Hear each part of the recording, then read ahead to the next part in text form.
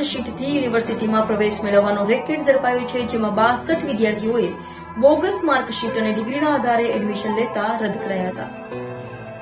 સુરત નકલી માર્કશીટથી યુનિવર્સિટીમાં પ્રવેશ મેળવવાનું રેકેટ ઝડપાયું છે. વીર નર્મદ દક્ષિણ ગુજરાત યુનિવર્સિટીમાં 3 વર્ષમાં 62 વિદ્યાર્થીઓએ બોગસ માર્કશીટના ડિગ્રીના આધારે એડમિશન લેતા તેમના પ્રવેશો રદ કરાયા છે. તો આ 62 વિદ્યાર્થીઓમાંથી એક બોગસ વિદ્યાર્થીએ તો 2 વર્ષ સુધી MBBS નો અભ્યાસ પૂર્ણ કરી લીધો હતો, તો ત્રીજાએ બીકોમમાં પ્રવેશ લઈ અભ્યાસ ચાલુ કરી દીધો હતો. હાલ યુનિવર્સિટી અન્ય રાજ્યોમાંથી પ્રવેશ લેનારા વિદ્યાર્થીઓની માર્કશીટ ક્રોસ વેરિફિકેશન કરાતા રેકેટ પકડાયું છે. ત્યારે પકડાયેલી તમામ માર્કશીટ તમિલનાડુ, નિયોસ, કેરલા, રાજસ્થાન તથા મહારાષ્ટ્રની અલગ અલગ સંસ્થાઓની હતી.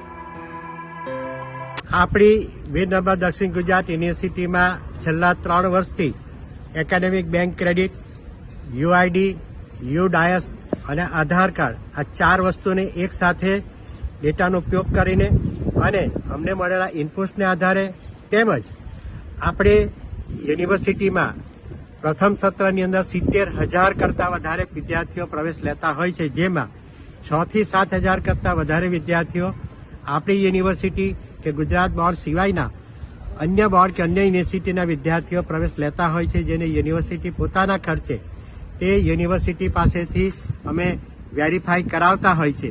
એ વેરીફાઈને આધારે જે તે બોર્ડ કે જે તે યુનિવર્સિટી લેખિતમાં આપતું હોય છે કે આ અમારા બોર્ડની કે અમારી યુનિવર્સિટીની માર્કશીટ નથી.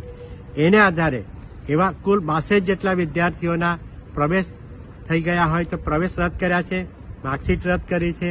એ લોકોની ડિગ્રી હોય તો ડિગ્રી મેળવી હોય તો તે પણ રદ કરવામાં આવી છે. આમાં જે તે રાજ્ય કે જે તે યુનિવર્સિટીનો વાંક હોતો નથી, છતાં જે તે રાજ્ય કે જે તે યુનિવર્સિટીના લેટેસ્ટ પેડનો ઉપયોગ એટલે કે રાજસ્થાન, મહારાષ્ટ્ર, કેરળ, તામિલનાડુ જેવા રાજ્યોના આવેલા બોર્ડ કે જેવા રાજ્યોમાં આવેલી યુનિવર્સિટીમાંથી તેના લેટેસ્ટ પેડનો ઉપયોગ કરીને આવા પ્રકારના લોકો ઉપયોગ કરીને વિવિધ યુનિવર્સિટીઓમાં પ્રવેશ લેતા હોય છે.